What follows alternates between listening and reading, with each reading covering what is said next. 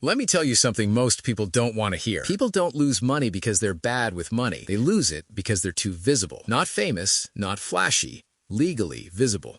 And the moment you become visible, you become a target. Here's the lie everyone grows up believing. If I work hard, save, invest, and follow the rules, my money will be safe.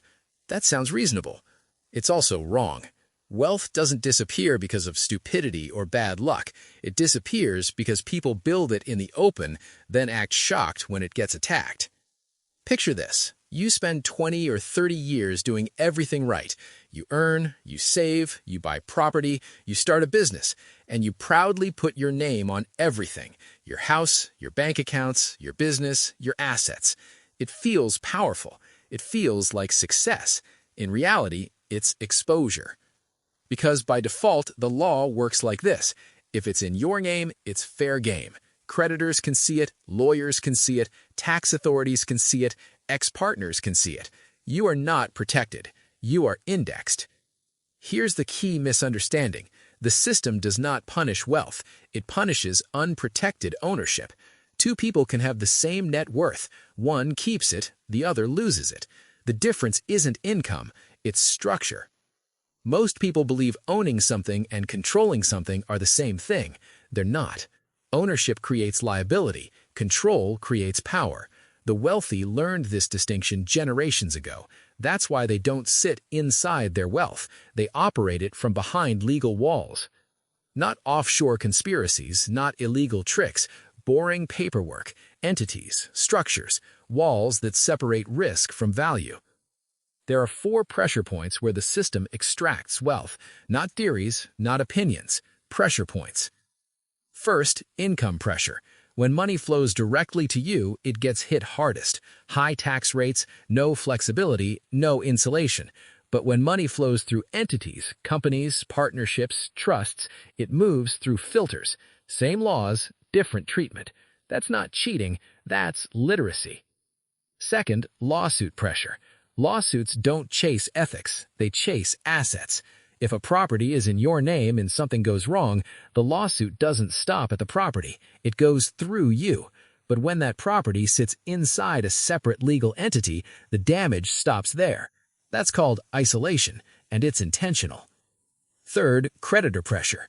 Business fails, loans default, someone you trusted disappears. If your name is attached, everything freezes. Accounts locked, assets tagged, cash flow strangled. But creditors cannot seize what you don't legally own. They can win a judgment and still walk away empty-handed. Fourth, relationship pressure.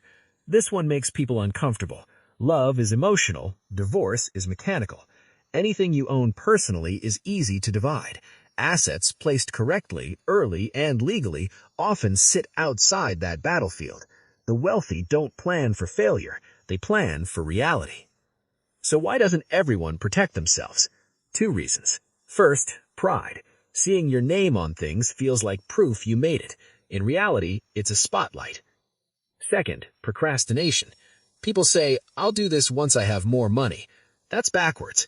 Protection is cheapest before wealth attracts attention. You don't build a bunker while the bombs are falling. Here's the mindset shift that changes everything. Poor people try to own things. Wealthy people try to control outcomes. That's the line. Let's compare. The exposed model: you earn personally, you own personally, you risk personally. One lawsuit, one failure, one mistake, and everything shakes. The protected model: income flows through entities, assets sit behind layers, risk is isolated. One thing breaks, not your entire life. The wealthy don't avoid the system, they study it. They use companies to hold risk, trusts to hold value, geography to choose better rules. Same country, same courts, same tax code, different understanding. So how do you start playing defense? This is education, not advice. Separate risk from value. Never let the thing that gets sued own the thing that matters. Use single-purpose entities for high-risk assets. Layer ownership so liability has to fight through walls. Add insurance as a first line of defense, but never the only one. And get professional guidance before, not after, something breaks. Final truth. The system doesn't reward effort, it rewards positioning. You can spend decades building wealth in the open, or you can spend a short amount of time learning how to build quietly, defensively, intelligently. Wealth isn't stolen overnight. It leaks out through exposure. And the real question is this: are you going to keep standing in the open or step into the control room? Let me know in comments.